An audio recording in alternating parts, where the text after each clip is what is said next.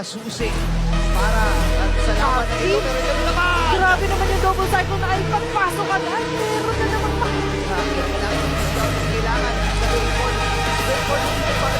papasok na din sila practicing sa penalty zone kasi medyo nga lagi nila ata dito nila Ryota nag-glorious pathway ito nga ba yung glorious na pack nila to redemption Andorio with a double kill pinapagtutulong naman din sa Ryota pero yung Ardan makakalimutan